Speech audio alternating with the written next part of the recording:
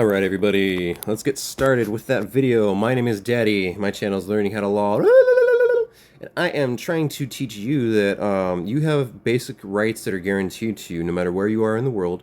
Well, if something's happening to me, it's probably happening to you or someone that you know. Sorry, this chair that I'm in is like really shaky, so I'll get out of it. I'll probably go sit outside because it's gorgeous right now and I got nothing better to do.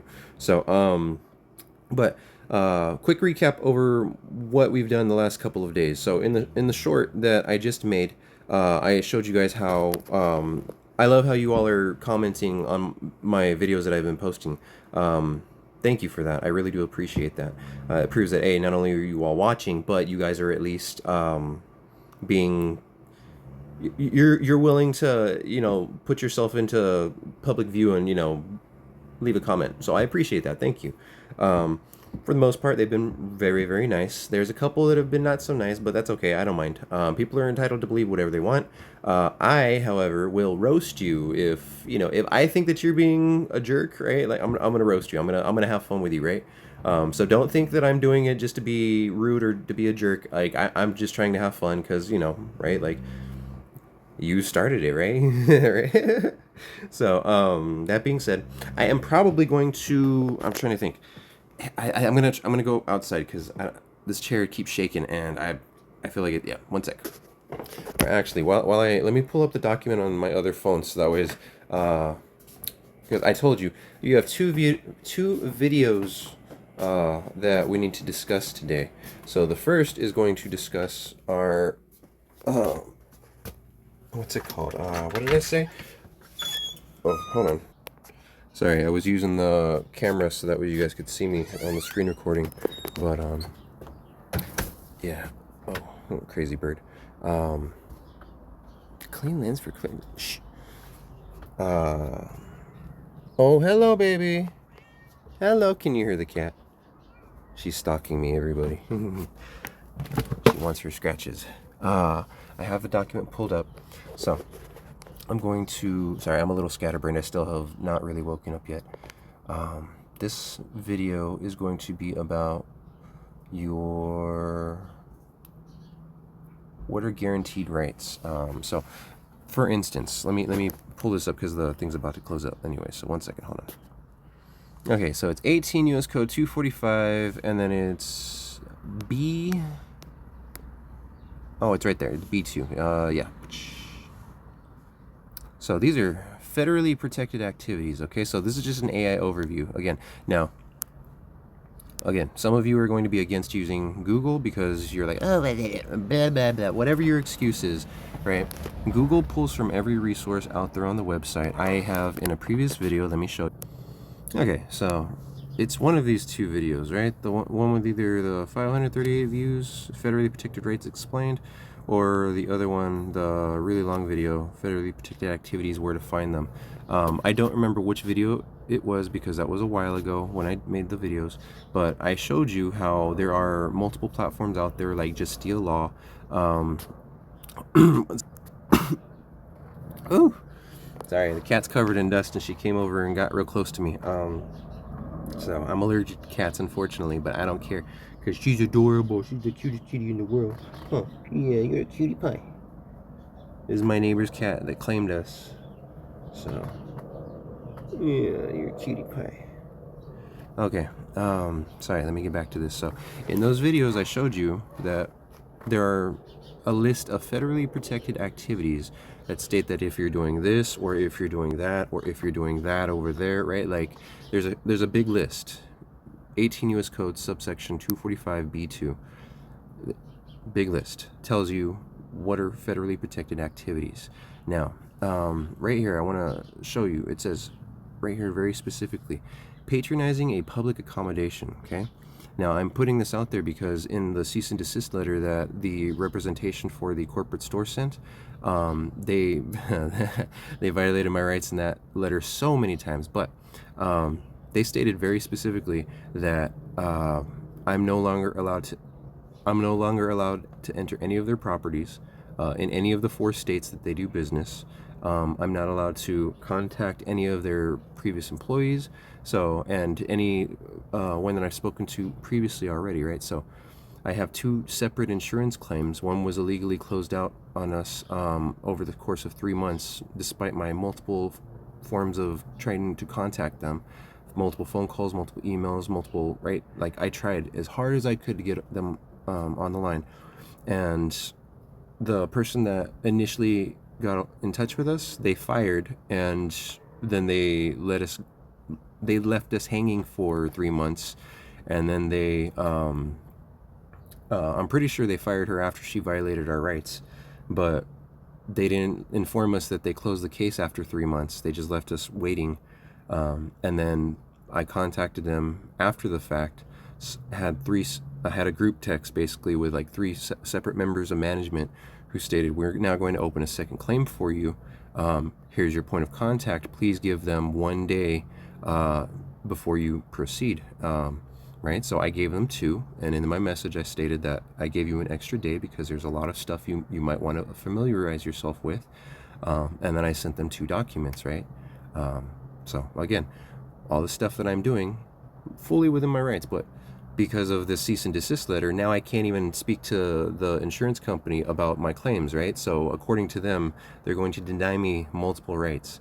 Okay, but again, I also have in letters that they've sent me, and in phone calls, and several phone calls. One with an attorney for the corporate business, and one with I forget who the other one was. But anyways, I have multiple recorded phone calls where they state that this corporate business is a public accommodation, right? So it's not like their Amazon, where it's a consignment store where you are not allowed in the building on the property.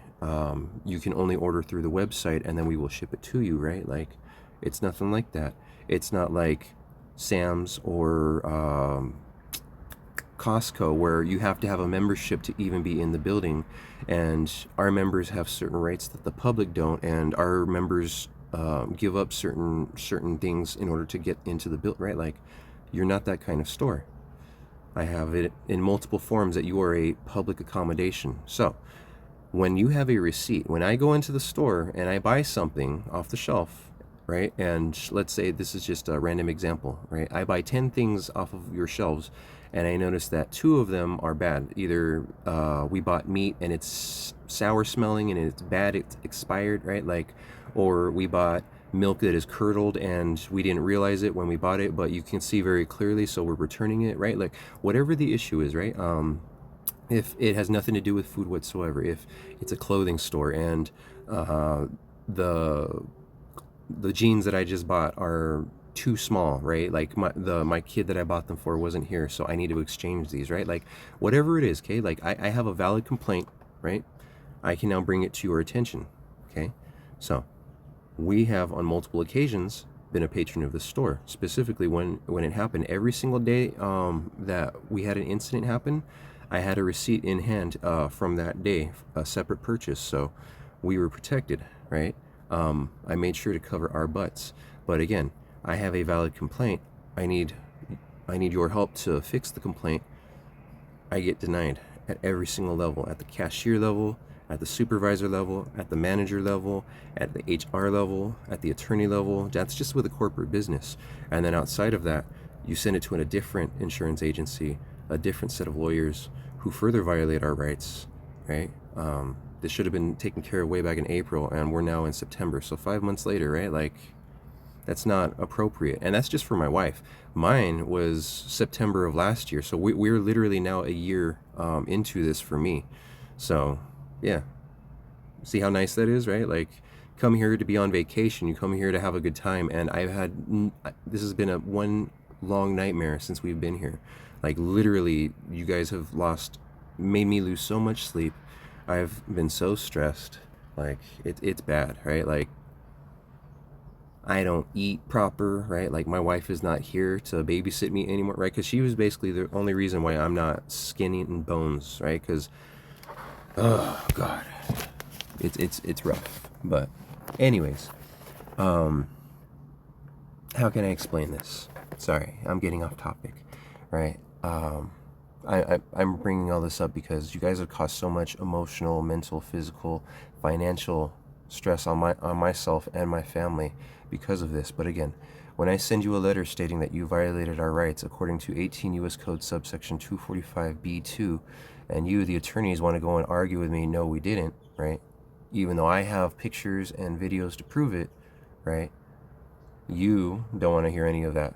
You automatically stated at the very last part of the letter that anything in the claim is invalid and you're going to stop talking about this, right? Unless you speak to my attorney, right? Like, you're going to force me into more financial stress and undue stress, economical stress, because, you know, $500 an hour attorney fees way back a couple decades ago, that's what I was paying, right? Like, that's nothing to snuff at. I hate to imagine what my attorney is going to charge me now, because it's not just one person that I'm going to employ. I'm going to be employing a team of people, right? So it's a large amount of funds that's going to be expended. However, I've shown you guys that one felony has been committed at the very least just with our last video. So I'm going to wrap this up real quick. But see this right here. Patronizing a public accommodation. Sorry, like I said, I got a couple videos and I'm getting off topic, but it's all relevant. So what it prohibits: willful interference or causing harm, intimidation, or obstruction through force or the threat of force. So when you have multiple people who are denying you your rights, when you have a officer showing up on the scene of the crime, refusing to help you, the victim, and also threatening you with arrest, right? Like, 100% qualifies for this. And the company's going to go and say, oh, that's defamation. No, it actually happened. It happened in real life. Like, I have it on camera, my wife has it on camera, your stores have it on camera. There was a whole group of people who were sitting there recording me, because recording us in public, right? Like, a couple of the officer's friends came up to him, patted him on the shoulder basically while we were having a discussion, right? Like, he let other people get that close to him. However, me, a victim of, right, he told me very, very blatantly not to walk up on him, as he after he denied me service, after he tried to victimize me and threaten me with arrest. I stood my ground and I informed him. I showed him my receipt and I let him know that 18 U.S. Code 245B2, federally protected activity. He joked and stated that we don't have to follow federal code here, only Idaho code. And I repeated and I stood on my ground and I let him know a whole bunch of other stuff. And he walked off. He got back in his car. He threatened me not to walk up on him, and he left it at that, right? So, like, just you fill in the blank. What would have happened if I would have walked up on him, right? Because I was the one who called him and asked him for help, right? And he mistakenly thought I was the aggressor in this encounter, right? But again, this is for the attorneys to see, because again, all of this happened in public. There's plenty of recordings, not just mine, but when this goes viral, there's going to be a bunch of people who are going to be like, oh, hey, we got a recording of that crazy guy right there. Look at that hippie. Yeah, we got him on our phones. Hold on, wait. Yeah, little babe, look, see, that's that guy. Yeah, see? So, again, you, the corporate business, I let you know every single day as it was happening. I let you know at the cashier level, supervisor level, manager level, and HR level that first day. And then 2 days later, I let your HR level and attorney know about it. I have it all recorded, right? Your attorney gave me permission to go back in and do recordings, right? Your attorney was aware that I would be exercising my rights. So you guys are fully aware that you messed up in this situation, right? So again, there were 2 other incidents that happened outside of those first 2 incidents. So again, you guys messed up. I'm just trying to let you know that if it's happening to me, it's happening to others. But again, this is because you sent in my cease and desist letter that I can't do certain things. I can't make these videos because you consider them defamatory. Well, I haven't stated who or what business it is. I haven't said that in any of my, right? I haven't shown anything. So when I showed a picture of what a good and bad receipt should look like, that was me in my handwriting. I didn't put your company logo on there. I didn't put anything on there. I didn't mention any names. So nothing I have said has been defamatory in any way, shape, or form. It has not been derogatory, because again, I have proof that you were committing crimes against me, and I am going out of my way to make sure that it doesn't happen to other people, for one, and I'm going out of my way to try and give you the chance to rectify the situation without getting cops involved, without getting attorneys involved, without extended the blah blah blah, right? And you guys are the one who are extending this. You guys are the one who are sending it to, it's now the 3rd set of attorneys that I'm having to deal with now, who sent the cease and desist letter, right? Tell me how professional that is, right? We come from professional backgrounds. I met my wife while we worked at Barclays Bank, right? At the time, they were the 7th largest bank in the world, right? I have no idea. I haven't kept up with them recently. But again, when I met my wife, we worked at a bank. Since then, I went to work for another federal bank, a military bank, USAA, right? Because I serve those who serve us, right? So, again, you messed up. You cannot violate our rights. If we lived here in Idaho, you would have violated our rights. But we're from Colorado. We're on vacation, so you violated Article 6 of the Constitution and Article 4 of the Constitution, which protects us when we travel. So, look it up, people. Article 6 is the Supremacy Clause, which states that there is no law above federal law. So you cannot say that, oh, we don't follow federal law here, only state law. No, that's illegal. That's a violation of rights and violation of your oath and violation of federal and state laws. You can't do that, right? When a corporate business goes and says, ha, ha, ha, your identities and all the stuff on your driver's license and your bank information, all this, all that, that's ours now, and we're going to sell and share it with 16 separate agencies, and you have no say in the matter, right? That's illegal. You can't do that, right? You are not allowed to profile people, and your website states that you profile people, right? I'm not saying that. Your website stated that. I have your policy screenshot. I had it pulled out and printed out, ready to talk to you people in store, and you deny me those rights. So again, 18 U.S. Code subsection 245B2 protects me in this situation because I was patronizing a public accommodation. I have all the receipts to prove it. So, next video, I will, this is, let me, one more thing, hold on. Is violation of 18 U.S. Code 245 subsection B subsection 2 a felony? Yes, it is a felony because it is a federal crime that carries potential penalties, including significant prison sentences, and can escalate to life imprisonment or even death penalty if aggravating factors like bodily injury, using a weapon, kidnapping, or resulting death are proven to have occurred. Right now, again, this pulls from all sources. You can pull this up on Justeel Law, the Cornell Legal Institute. You can pull this up on, I forget the government. There's another legal institute like Cornell's. It's like LLI, I think. I forget. Langford. Is it Langford? I forget. It's in that other video. And then there's like 4 or 5 different government sites as well. I put it all in that video. Go find it. But again, you can double check this on any one of those websites. But again, patronizing a place of right here. No, stop. Get out of the way, you.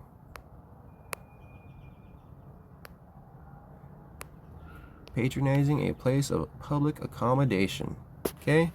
Why it's a felony. Federal jurisdiction. The activity must involve a federally protected right or activity, and the act must be motivated by a person's race, color, religion, or national origin. So again, it's profiling. That's race, color, right? National origin, because we're not from here. We're visiting. We're not Idahoans.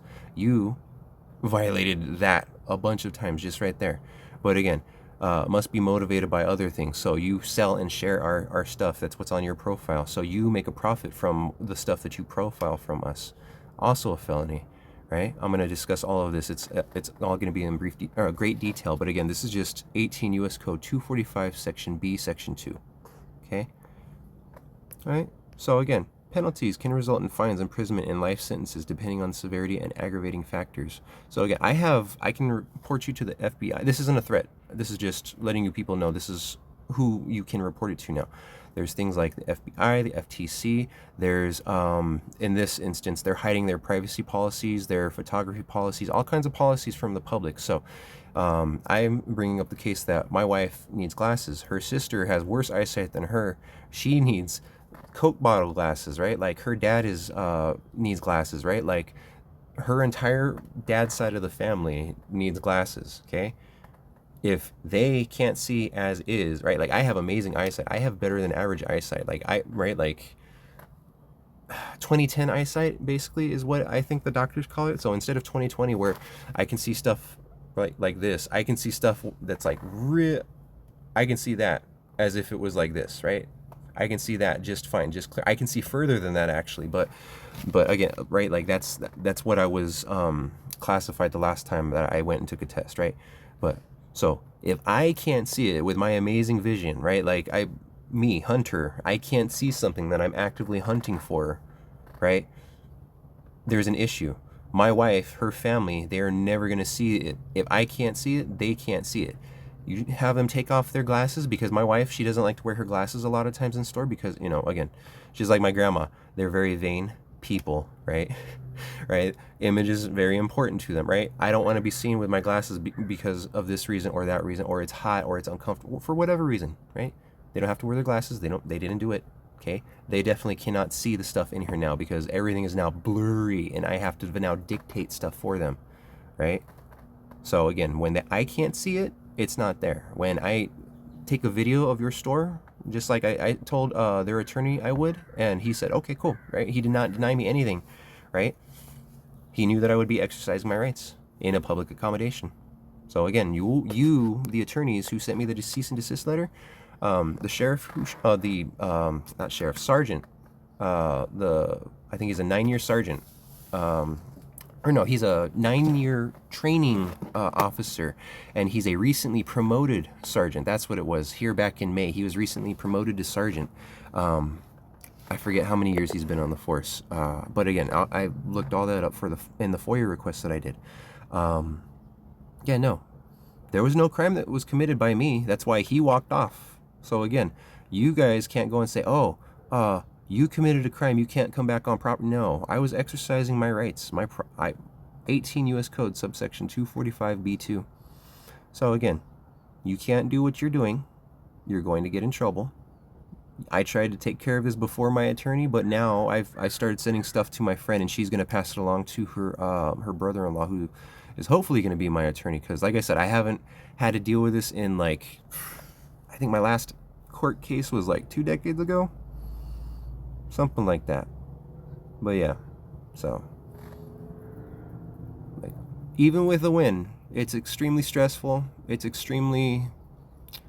emotionally, physically, spiritually stressful. It is hard, right? Like, even if you are 100% in the right, like, there's always the chance that a judge could side with the other people. There's always the chance that a jury could side with the other people, right? Like, for whatever reason, I don't like the way you look, so I like the way they look. I'm going to side with them. I don't like the way that you pronounce your words. I like the way that they pronounce their words. I'm going to side with them. You know, like, there's something that's going to trigger in the back of someone's mind that's going to push them away from the truth. So, but again, you can't do what you're doing. Federally protected in everything that I do. I'm paranoid. I make sure that I cover my bases. So before we go out, before we drive, I record that all of our blinkers are working, turn signals are working, license plates working, because if we ever get pulled over, I'm going to show the officer, here, I'll send this to your phone, right? Ball's in your court. Okay, I'm also going to be sending it to the judge too for this violation of rights, because, you know, there's no criminal complaint by any person other than you. You're just trying to extort me for money. So again, that's why, like I said, that's extreme example, but I'm telling you that this stuff does happen. It has happened to us before in the past, and you need to know your rights. Otherwise, others will violate them. So, thank you for watching. I know the attorneys are out there watching. You're going to try and tell me that this is defamatory? No, all of this happened in public, and I have not mentioned your company in any way, shape, or form. So if you get butthurt, that's your fault. If you are angry because what I'm saying is the truth, and you know that the people before you all violated our rights, and you now have to scoop up the literal shit show that they left you. So thank you for watching. Do not be sending us any more harassing letters. I'm going to be breaking down your cease and desist letter, because this is just one instance where you violated our rights, and I'm going to be having my attorney go after you for every rights violation, like I stated. You already know what my fee schedule is. You've probably gotten it like 2-3 different times from the people below you. So thank you for watching. To anyone who made it this far, next video that's going to come out, I'm going to upload this, so it's going to take a little bit. I'm going to upload this though to YouTube, and then I'm going to get this next video taken care of, which is the let me show you. Okay, so this is the Idaho Crimes List Statutes Breakdowns of Fines and Prison Time that I had on me when I was speaking with the officer. So I had everything to verify what I was saying was in fact true, both in Idaho code and Colorado code, which means that if I can prove it in state code, I can prove it in federal code. But we're going to be discussing aggravated identity theft. I don't know if you saw the one below that, but we'll talk about conversion in a future video. But this one specifically, the next video, will be discussing in detail aggravated identity theft and why it is also considered a felony. So again, just remember, if anything ever happens to you, if you can prove that a felony has been committed against you, you can prove to an attorney that you have had harm committed, and you now get your attorney fees paid in full, no matter how exorbitant they may be. So if your attorney charges $100 an hour and this goes 2 years, you get all those attorney fees paid. Like I said, what I wrote down in my example is several decades ago, we had to pay $500 an hour. We were charged $2,000 an hour for a year, so that's $1 million per year. And for this engagement that they've done, this is now the second year that they've gone into. So for a 2-year engagement, that would be $2 million in attorney fees that we would have to pay, right? So again, attorney fees suck, and the opposing side is now forcing us to get our attorney involved because they think that this is a joke. So next video is going to be discussing aggravated identity theft. Thank you so much for watching. My name is Daddy. My channel is Learning How to Law. And just remember, if it is happening to me, it is probably happening to you or somebody you know about, and you need to be aware because you need to know what your rights are, and you need to know how to defend yourself. Thank you for watching. I'll talk to you in the next video.